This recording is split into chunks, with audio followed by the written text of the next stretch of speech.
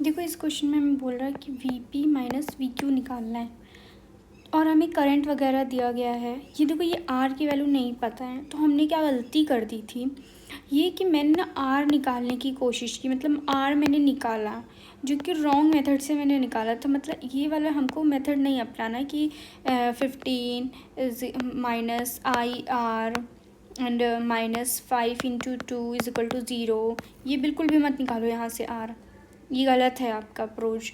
ये आप इजीली यहाँ से ऐसे निकाल सकते हैं। देखो ये 5 ओम है, ठीक है, हमें 2 एम्पियर दिया गया, तो यहाँ पे क्या हो जाएगा 10 वोल्ट, और यहाँ का तो 15 वोल्ट तो मालूम ही है, तो V P minus we Q कितना आ गया 15 माइनस 10 कितना हो गया 5 वोल्ट हो गया, ठीक है। उसके बाद इस क्वेश्चन में देखो यहाँ पे बोला था टेंजेंशियल एक्सिस, भाई टेंजेंशियल एक्सिस बोला है, इसका मतलब 2/5 mr² plus mr² solid sphere के लिए, भूलना मत।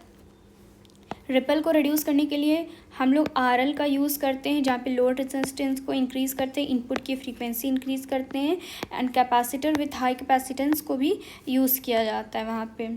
यहाँ देखो ये कितना है सिंपल इजी क्वेश्चन था, थोड़ा सा रॉन्ग है बस मैं बताती हूँ, मुझे लगा कि ऐसे ही आंसर होगा, लेकिन देखो V final minus V initial होता है। वी फाइनल में आपका नॉर्थ में है, वी इनिशियल में कहाँ पे है आपका वेस्ट में था, अब ये नेगेटिव हो गया तो ये ईस्ट हो गया, मतलब नॉर्थ ईस्ट में होगा, ये कहाँ नॉर्थ ईस्ट में होगा।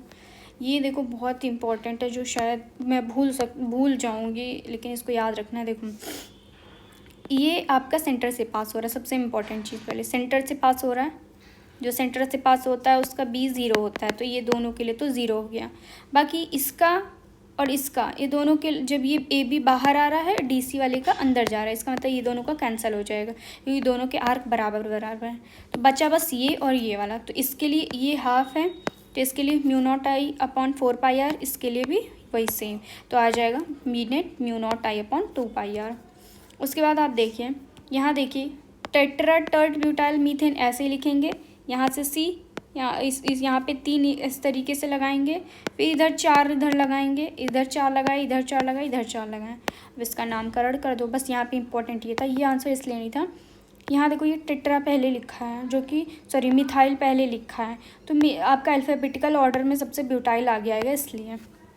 यहाँ देखो हमारा लुईस एसिड कह रहा है मोनोमर और डाइमर किस के में मतलब लुईस एसिड की तरह काम करेगा, बोथ मोनोमर और डाइमर में, BH3 में भी, BeCl2 में भी, BeH2 में भी, AlH3 में भी काम करेगा लुईस एसिड की तरह। यहाँ बोलो डिस्प्रपोर्शन रिएक्शन कहाँ पे शो होगा, तो सिर्फ यहाँ पे शो होगा, यहाँ क्यों नहीं होगा, ये पर मैग्नेट है, मतलब के Mn पे कितना है +7, अब ये तो खुद को और ज़्यादा ऑक्सीडाइज नहीं कर सकता, इसलिए ये तो नहीं रहेगा, ये भी नहीं होगा। यहाँ देखो कह रहा है in transverse section of typical dicot root, जो वेस्कुलर बंडल है described as radial, and the arrangement of primary xylem को हम लोग एक्सचार्ज बोलते हैं। ये अरेंजमेंट जो है वो एडेप्टेशन शो करता है, जहाँ पे प्रोटोजाइलम जो है वो डेवलप करता है towards the periphery to facilitate the efficient, ताकि वो अच्छे से इफिशिएंटली इनटेक कर पाए वाटर का फ्रॉम द रूट हेयर्स। दोनों ही बात सही, लेकिन करेक्ट एक्सप्लेनेशन नहीं है ये।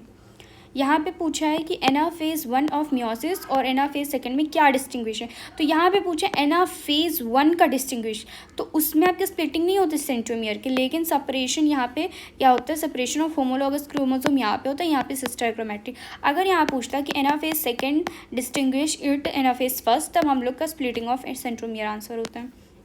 ग्लाइकोलाइसिस में पेस मेकर की तरह या प्राइमरी रेट लिमिटिंग स्टेप की तरह कौन काम करता है, फ्रक्टोकाइनेस ये काम करते हैं आपका।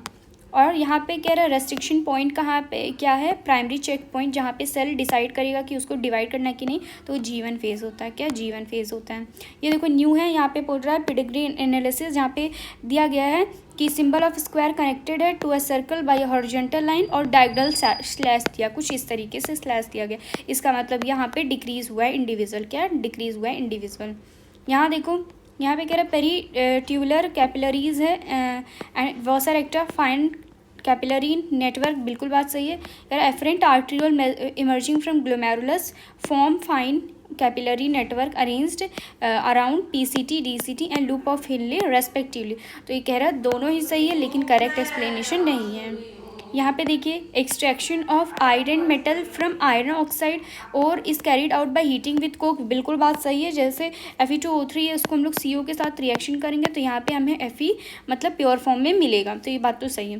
कह रहा है Fe2O3 Fe+O2 में जो कन्वर्ट हो रहा है स्पॉन्टेनियस है, तो ये रॉन्ग है, स्पॉन्टेनियस नहीं होता है आपका। ये क्वेश्चन मुझे प्लीज़ कमेंट करके बताइएगा अगर आप लोगों को आ रहा हो तो, क्योंकि मुझे तो समझ में नहीं आ रहा। इसका हमको लग रहा है ऑप्शन रॉन्ग है, आई थिंक सो। प्लीज़ आप मुझे कमेंट करके बताइए।